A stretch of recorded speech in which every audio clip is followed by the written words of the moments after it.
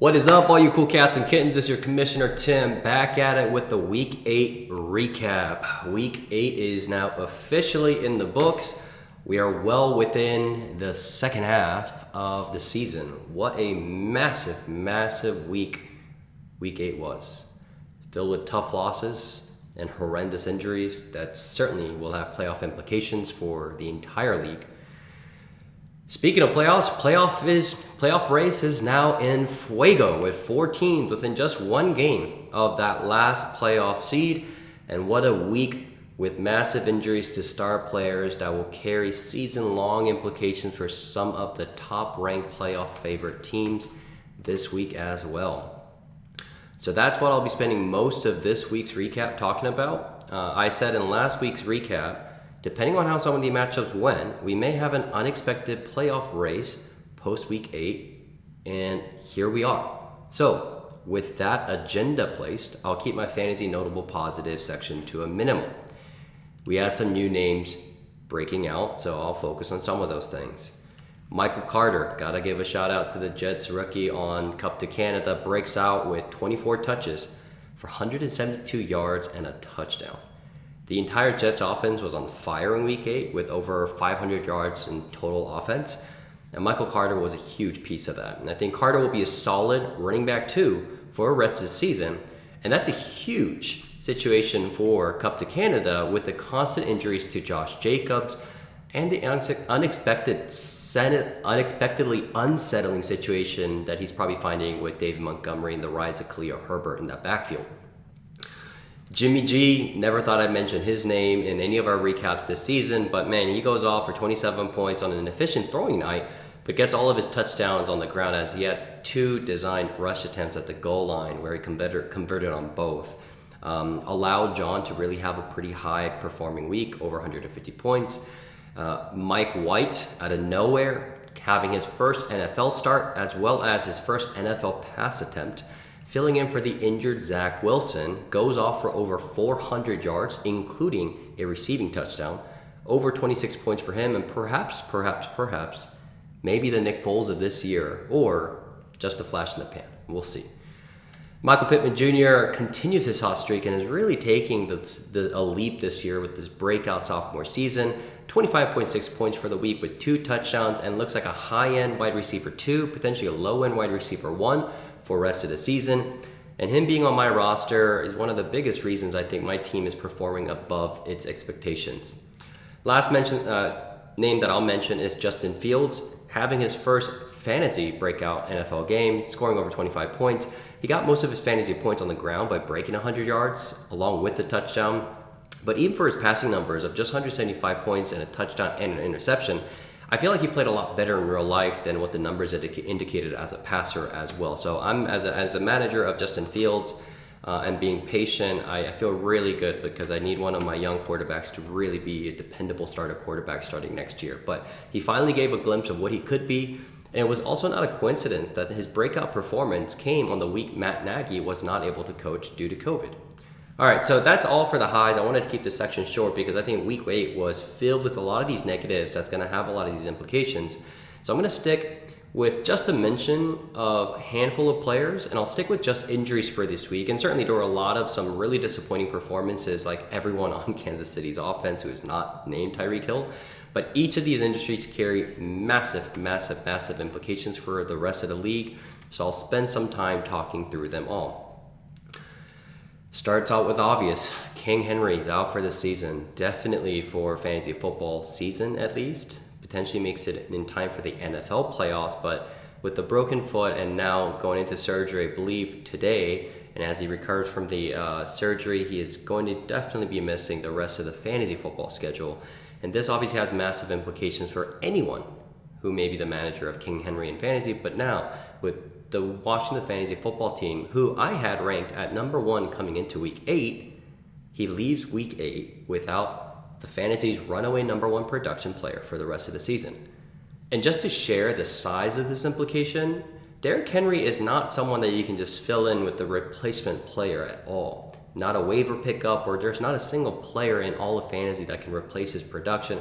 Maybe sans a healthy Christian McCaffrey, who's obviously also out. Derrick Henry, just from a number standpoint, averages 14 points higher per week than a replacement RB2 level production. He's averaging about 23 or so. That level of production loss, right now Adam sits at the second total points for in our league, right behind Ryan Linehan, just a hair behind Brady's third dynasty. But if he was able to lose that 14 points per week for the entirety of the season, looking back in retrospect, that would actually put him as the sixth worst team in our league, just right ahead of Half Chubb. Certainly not where you want to be, but that's the size of the production loss the Washington Fantasy Football team is now having. Thankfully, he's sitting at 5-3, so certainly within the winning columns. Certainly he's going to still be able to make a good push for the playoffs, but a lot of question marks here. I'm going to move over to another player that was injured, obviously. Jameis Winston tore his ACL, likely also out for the rest of the season. And while Jameis himself may not be the player that necessarily impacts a manager directly, his injury does carry massive concerns for the entire Saints offense at large. So Trevor Siemian, who is more of a pocket passer, filled in and replaced Jameis after his injury. But really, it'll be all but guaranteed that the Saints starting quarterback for the rest of the season will likely be Taysom Hill, who's been out with concussion protocol since week 5. But he will most likely be coming in. And Taysom will also, because of this, likely become the new hot commodity come waiver wire tonight. And if Taysom comes in, he will surely likely put a significant cap on Alvin Kamara's goal line production. And to make things worse for the Washington Fantasy Football team, as we saw on Sunday, the Saints obviously recently acquired Mark Ingram. And Mark Ingram was sharing goal line touches with Alvin Kamara, about a 50-50 split on at least the plays that I watched live. So between King Henry's injury and Alvin Kamara's likely reduced ceiling going forward for the rest of the season, man, week 8 was a terrible week for the Washington Fantasy Football team, who came into the week ranked number 1. Another player I'll mention quickly, hasn't really impacted anyone fantasy-wise this season, but Calvin Ridley is out for an indefinite amount of time as he takes time away for mental health recovery. And this was really just an ill-timed loss for me, having traded away Chris Godwin just before this week, and also not really pulling the trigger on another potential flip for Ridley that I was in discussion for within time. But already before this report, there was already news that Antonio Brown will miss multiple weeks due to his ankle, which means Godwin will now give likely wide receiver 1 numbers like we saw in week 8. So this was one of the trades so far for me this season that I feel like my trigger-happy trade behavior really bit me in the ass, and now I'll be without someone as strong as Chris Godwin as I potentially make a run for the playoffs. The last name that I'll quickly mention, who was injured, who's fantasy relevant, was James Robinson. He was injured. He sat the entirety of that second half, but the post-game conference, Urban Meyer did say that James Robinson was available to come back in the second half, probably just sitting him out through just health concerns. So I don't believe it's a serious injury for him, and we can probably expect James Robinson to come back this upcoming week. So that does it for injuries from week 8. Obviously, it was not light by any means, but let's spend some time now diving into playoff implications and scenarios for our teams heading into week 9. I'm going to start off with my commissioner game of the week, and this was the matchup between me, the Trusted Process, at 118.38 over the Washington Fantasy Football team in 113.26. This one gets the commissioner game of the week for me because of the playoff implications it causes for the rest of the leagues, as well as for both of us. So starting with the Washington Fantasy Football team, not having Derrick Henry for the rest of the season should knock any manager down a tier in terms of contention. But Alvin Kamara not only had the lowest snap count for this season with Mark Ingram coming in, but he also had just 46% routes run, which has been trending downward for a while. And when you also add in the three-headed monster capping Alvin Kamara's ceiling of Taysom Hill, now coming in now next week most likely, this week 8 power ranking number 1 takes a deep dive for me. Adam was able to be at the top really because of how astronomically strong having Derrick Henry on your roster, as well as a healthy and uncapped Alvin Kamara is. But now that's really been the only true strength of his roster, and now it's gone. Adam has always had a surprisingly high performing quarterback set and pretty deep. But outside of that, it's really thin overall at his entire roster. He's had above average wide receivers and depth, but really the running back was what really got him the win for the seasons to date. And now he'll be replacing what was a runaway number 1 paired with a strong number 7 RB production between Derrick Henry and Alvin Kamara, to now likely needing to go to a mid RB2, low end RB1 type of figure with a ceiling capped Alvin Kamara and a number 30 rated running back in Miles Sanders, who's also injured right now. So at least in the short term, before the playoffs for fantasy, the Washington Fantasy Football team's running back situation won't be that bad because he can start Darrell Williams until Clyde Edwards-Helaire returns back from injury. And perhaps when Clyde does come back, Darrell Williams, with how he's been performing in that offense on the backfield, I would say Darrell Williams has been performing better than Clyde Edwards-Helaire. So does the Kansas City Chiefs, do they actually give up on Clyde Edwards-Helaire really, really quickly, even though this is just his second year? It's not something that you usually see with first-round draft pick capital like what they used for CEH. But not unheard of, especially for teams that are desperate to sort of win like Kansas City Chiefs are right now. So that said, Adam really has good depth of startable wide receivers in Antonio Brown, Tyler Lockett, Mike Williams, Adam Thielen, Jerry Jeudy, Terry McLaurin, and Kenny Golladay. That's 7 players who likely may be able to start on someone else's roster in our league, and most Adam can ever start, even if he fills all receivers into the flex spots, is 5. So the problem is with all the injuries and the injured reserves placed for a lot of fantasy relevant running backs this season, there really is a massive shortage of startable running backs this season, and managers are thin at running back positions for this season. So perhaps there's a trade to be had with maybe Cup to Canada or Half Chubb, who out of all the managers do carry some running back strength. And for Eves, obviously with Michael Carter breaking out, and for John, obviously with players like Nick Chubb and Zeke, who likely are not part of the timelines of what Half Chubb wants to be building for now. So looking ahead for the Washington Fantasy Football team, because I want to spend this week's recap really talking about the playoff implications and the narratives, he starts his gauntlet against Brady's Third Dynasty, Cup to Canada, and Bills Mafia the next 3 weeks. And looking at just the sleeper projections, obviously the job of picking is on Commissioner, who by the way went 4-0 this week. But looking at just sleeper projections, this upcoming week between Brady's Third Dynasty and the Washington Fantasy Football team, that's the only thing that's really close.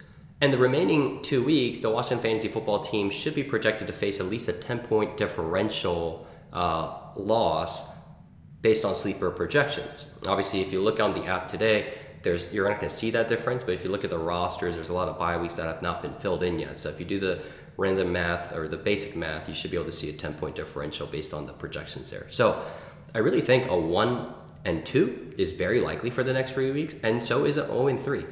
I don't right now see the Washington Fantasy Football team being able to go 2-1 or better.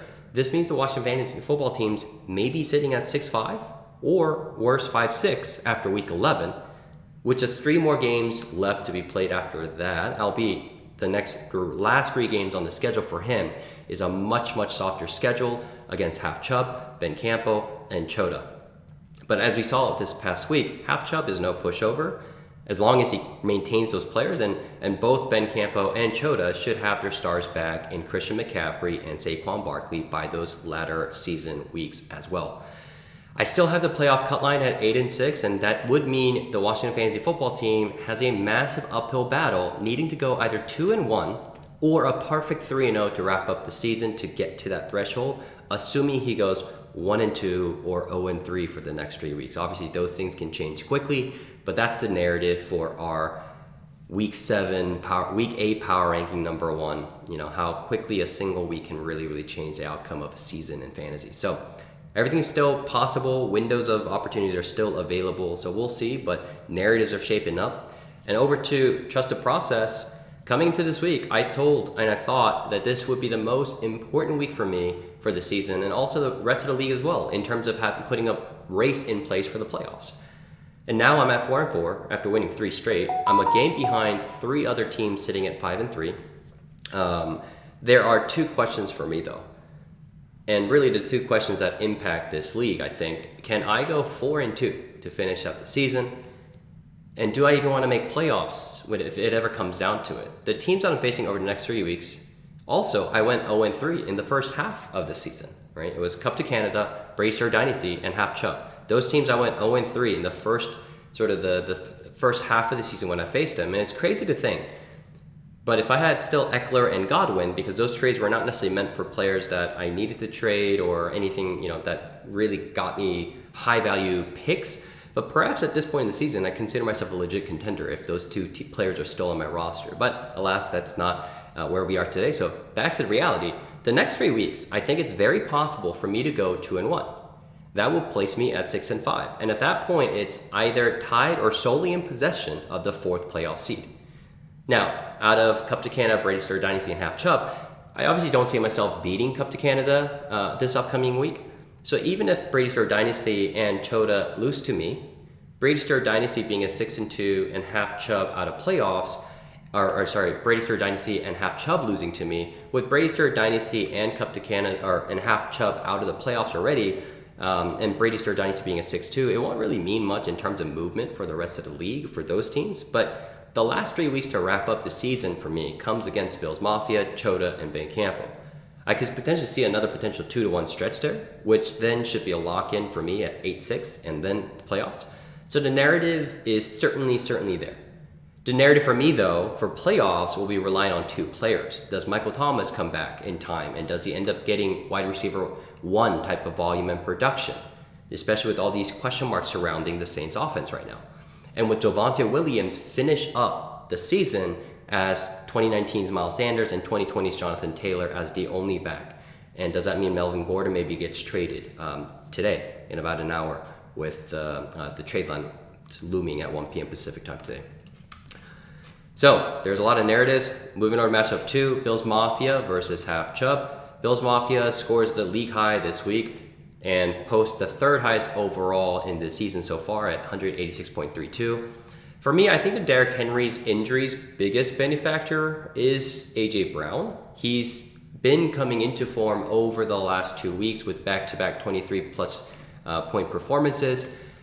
But with no human being, not named Derrick Henry, being able to carry the ball an average of 27 times a week, which is what he's been averaging for the season so far, some of those rushing attempts should now go as extra targets and receptions for A.J. Brown. And if Bills Mafia's only obvious weakness for me so far has been his situation at wide receiver, but with A.J. Brown coming into shape, expected to also increase production, but also acquiring Amari Cooper from Brady Star Dynasty last week, it's really hard to see Bills Mafia not in the top tier of managers most likely to win the chip this year now. I think Bills Mafia will go 3-0 over the next 3 weeks, going up against Chota, Ben Campo, and now the injury-plagued the Washington Fantasy Football Team, and he will likely hit that 8-win mark and lock in the playoffs by week 11. Half Chubb for me. Lost my spot there. Half Chubb scores the 2nd highest points for the week this week, but unfortunately faces the only team bettering his production against Bills Mafia.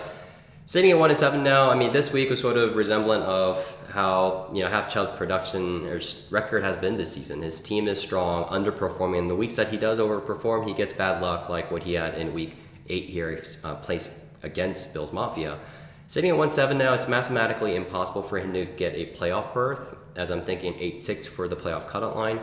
That said, John is going through the easiest next 4 games against Chota, Ben Campo, Trusted Process, and the Washington Fantasy Football Team, and also in facing Trusted Process and the Washington Fantasy Football Team. Now John, who may be out of the playoff race, now has the ability to become a playoff spoiler for the teams most likely to be facing that 4-seed contention in the Trusted Process and the Washington Fantasy Football Team. Half Chubb would be the team you'd hate to face, to be honest, out of all the bottom-ranked teams or bottom half-ranked teams. And I think Half Chubb's impact in the league is just now starting as either a spoiler or a potential trade partner for some of the playoff favorites. I think Half Chubb's impact is going to be forming because he's going to be a great trade partner for any of the playoff teams, as he's now got top-tier running back assets in Zeke, Nick Chubb, and top receiver assets in Keenan Allen, who likely no longer will be part of John's long-term plans as he gets into rebuilding mode. And John can certainly look to flip these pieces for high draft picks, for the upcoming year, especially as managers look to really get into this win now mode that now that the playoff race is heating up. Remember, Monday night after week 12 Sunday is the trade deadline for our league, for the CCK league. So just keep that in mind. Next 3 weeks are going to be really busy with trade deadlines looming. Over to matchup 3, I've got Cup to Canada at 128 versus Brady Ster Dynasty at 130. So this was obviously the closest matchup this week, but it was also the closest matchup of the season so far, with just 1.2 points separating these two teams. This was also closer than that week 4 matchup between Bills Mafia and the Washington Fantasy Football Team, which was a 3.5 point differential. By the way, how crazy is it that week was really what changed Bills Mafia's fortune and the tune for the season so far of where we are today. Anyways, back to this matchup between Cup to Canada and Brady Ster Dynasty. Anything that could have gone wrong for Cup to Canada went wrong. Not only should he have never been down 17 points heading into Monday Night Football, and that was largely due to Jameis being injured early on the Sunday game, but even that 17 points differential coming into Monday Night Football when you've got Patrick Mahomes and Travis Kelce left on your lineup, that should have been easy. But Mahomes continued to just be his disappointing self this week, and Kelce too. And even on top of all of that, it really just came down to that one fumble by Travis Kelce in the third quarter. So, that said, I don't think this loss hurts Cup to Canada that much, other than maybe his pride and now the $6 that he paid me on PayPal for not being able to go 6 straight. But him and Bills Mafia, I think, are in a tier of their own now in terms of likelihood to win the chip. However, this fortunate sort of turn of events for Brady Ster Dynasty really helps him out and likely helps Brady Ster Dynasty seal the playoff position, now sitting solo at the top of the league again at 6-2. Had Brady Ster Dynasty lost this week as it was projected, then I think this week could have been really, really interesting, where you had Brady Ster Dynasty and the Washington Fantasy Football Team sitting at both 5-3, and obviously the weaker teams that they would have to sort of fight out for the last, the 3rd and the 4th seed playoffs. But I think now the battle for the playoffs is just that last 4th seed. That said, Ryan will need to figure out his QB2 starter for this upcoming week against Adam, with Brady out on his bye. So I'm expecting some waiver pickups by Ryan tonight. That said, anything can happen, and we all know that the playoff race is wide open. That said, Brady Ster Dynasty does face the Washington Fantasy Football Team and Trust the Process in the next 2 weeks. So depending on how that goes, we could be looking at week 10 and, 3 or 4 teams could be trying to fight for the last 3rd and the 4th playoff seeds. And it really depends on how Brady Ster Dynasty does over the next, handful of weeks. Over to the last matchup, I got matchup 4. I'm going to call this the ripple-making matchup, and I'll explain a little bit why. But Chota takes the victory here at 129 over Ben Campo at 96. I thought coming into this week, Ben would have won this pretty easily, especially with Chota having missed a Julio Jones injury news late and ended up leaving him on the starting roster, and obviously get a donut because he was out. That would have made, had Ben won, that would have made 4 teams within 1 game of the 4th seed and likely kept Ben's roster intact and likely in the playoff picture, especially if Christian McCaffrey was coming back healthy. However, this matchup is likely, I think, the nail in the coffin for Ben's season now, sitting at 3-5 and having lost 5 straight. Now, this matchup will likely be looked back at the week that made a lot of ripples throughout the league, and that's why I called it the ripple-making matchup. I don't see Ben being able to go 5-1 to finish out the season, right? Because I think it's going to be about 8-6 cutoff for playoffs. Obviously, finishing 5-1 or having a stretch going 5-1, that's a hard task for any team in our league for this inaugural season, let alone Ben without Christian McCaffrey. That said, if Ben turns his focus now to league, for future seasons, especially with him facing Bills Mafia this upcoming week, I think Ben has legitimate assets that are likely no longer part of his timeline. Cooper Kupp, Allen Robinson, Christian McCaffrey, Kareem Hunt, and even Chris Carson. All those players are likely worth multiple first-rounders as a pool, and promising young prospects for teams now in win-now mode, windows of their rosters. And with week 12 approaching, the trade deadline coming up, I expect to see Ben as one of the most active managers making moves and likely will help cement others in this playoff race that's heating up. And if anything, once the first pieces of Ben's roster starts to get traded, I imagine other playoff contending managers will rush in to make trades happen for the other players on Ben's roster. Between Bills Mafia's multiple first and second picks this upcoming year, as well as the Washington Fantasy Football Team still holding on to his picks and now in dire need to address the issues with King Henry and Alvin Kamara, there are certainly a lot of trade partners that may come calling. Over to Chota, it's good to see him getting the victory here, but he's got half Chubb, Bills Mafia, Cup to Canada, and Brady Stir Dynasty over the next 4 weeks. It's really, really hard to see Chota being able to get a winning record of the next 4 game stretch, but perhaps he can go 2-2. He then finished out the season facing Trust the Process and the Washington Fantasy Football Team. To have a remote chance at playoffs, he would need to finish out 4-2, assuming it's not 8-6 cutoff, but it's a 7-7 that gets decided at the 4th seed. So it's certainly possible, but Chota's team is a roster we need to keep an eye out on. Chota will be dangerous heading into future weeks, either directly or indirectly, as he has no future draft assets, and he needs to make moves to either address to contend this year and try to shoot for a 7-7 4th seed sort of sneak, or for the future by trading away some of his top tier sort of assets, and he's got plenty of those.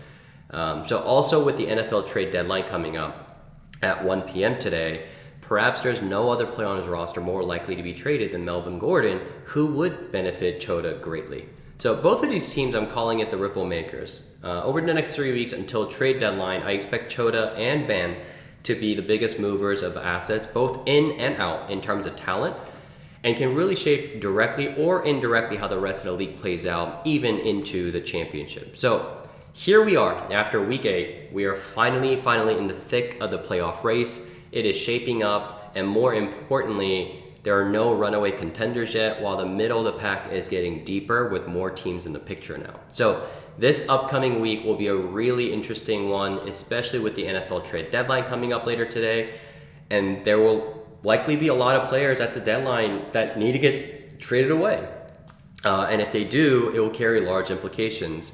Does David Montgomery get moved? Melvin Gordon, Jamal Williams, Tyson Williams, Brandon Cooks, Allen Robinson, Marlon Mack, and last but not least, what happens to Deshaun Watson? So any of these trades has a potential to really shape this entire league. I could not have asked more for our inaugural season. This is getting really exciting, boys. So that does it for our Week 8 recap. Look out for the power ranking videos coming tomorrow. Obviously, you can anticipate a lot of movements in the power rankings. So see you Thursday, Sunday, and Monday, boys. Let's go!